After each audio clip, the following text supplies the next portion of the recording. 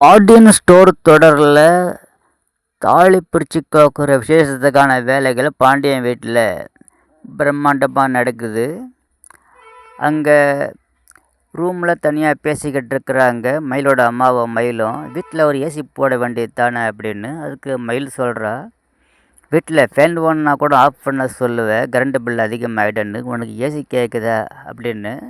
அதுக்கு மயிலோட அம்மா சொல்கிறாங்க, நமக்கு தான் வக்கு இல்லை இங்கே அப்படியா அப்படின்றாங்க. நகையெல்லாம் எடுத்துகிட்டு வந்து கொடுக்குறாங்க கோமதி. நான் மீனாவோட நகையை கொடுத்துட்டேன், இது ஓ நகைன்னு.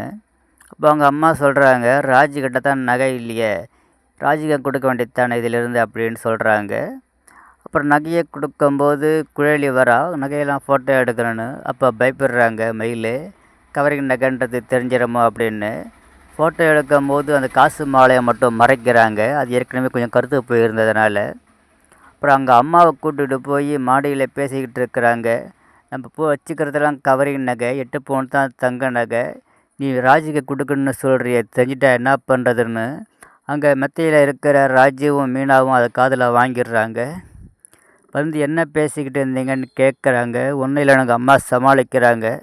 இப்போ உண்மையை போட்டு உடச்சிட்றான் மயில், எங்கள் வீட்டில் வசதியெலாம் கிடையாது, நாங்கள் போட்டுக்கிற நகையில் பெரும்பாலும் கவரிங் நகை தான், எது தங்க நகை கூட எனக்கு தெரியாதுன்ற உண்மையை சொல்லிடுறா. நாங்கள் யாருக்கிட்டும் சொல்ல மாட்டோம், தானாக தெரியுமோ தெரியுதுன்னு சொல்லி மீனாவும் ராஜுவும் சொல்லிடுறாங்க. நீங்கள் எங்கள் அக்கா மாதிரி தான், ஆனால் காட்டிலாம் கொடுக்க மாட்டோம் அப்படின்னு அவங்க சொல்லிடுறாங்க.